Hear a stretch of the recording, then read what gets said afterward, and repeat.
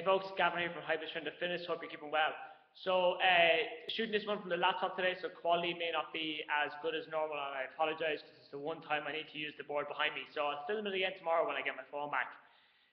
Today in the news on the Wednesday, 6th of May, alright, there's a report released in the UK that Ireland will be the unhealthiest, most obese country in Europe by 2030, so in 15 years' time.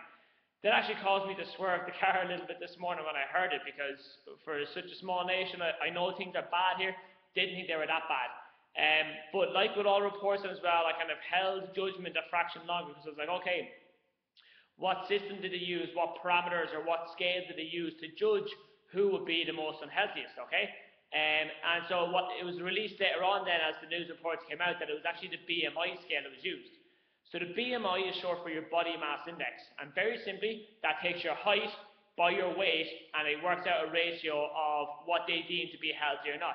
You end up with a percentage, okay, and then the higher that percentage, the more out of shape or overweight or obese you're considered to be. Now, the BMI was a huge thing about 8-9 years ago when I started off being a trainer, and as trainers, it was a really handy thing to use, okay, because it gave people a score, and also you knew then you were able to kind of justify or kind of adjust it and come back down. The problem, however, with the BMI, and it's a fairly big one to be fair, is it only takes your height and your weight. It doesn't take any allowance for your muscle mass or your body fat, okay? Now, if it was a case of that, you know, the report was looking at the country and at all of Europe from a body fat percentage, okay, from the amount of body fat we carry, okay, then that would be slightly more alarming. So the figures here behind me, all right? So, of the females, over 85% of Irish females by 2030 will be classified as being overweight. 57% of them will be considered obese. Of the males, 89% will be overweight and 48% will be considered obese. Now again, alright, well, there should come a big old asterisk on this, because using the BMI scale isn't a great indicator. However, I will say this, even if those numbers are, let's say you cut them in half, so by 2030, nearly 42% of Irish females will be overweight, and nearly 26% will be obese, and nearly 45% of males, and nearly 25% will be obese. Even if those figures were, you know, half the amount, that's pretty scary. There's about 50,000 people in the Newbridge area, so again, divide that up into men and women, and divide it up again into those that would be considered overweight and those that are considered obese, and we have a serious issue on our hands here, okay? So I feel it is our need as trainers and personal trainers in the area to give the information that people need straight up and give it out to them for free then as well, because people need the information. You can get it on Google anyways. There's nothing I know that you can't find on Google, okay? My opinions you might not find, but facts, absolute cold hard facts, all there on your laptop. You can close this window down, open up a new one, and you're straight onto Google to find out about it.